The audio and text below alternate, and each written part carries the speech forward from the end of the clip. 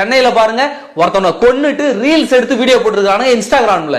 இன்னைக்கு தந்தி டிவில ரிப்போர்ட் ஆயிருக்கு, தந்தி டிவி எக்ஸ்எல் இதுல போட்டிருக்காங்க.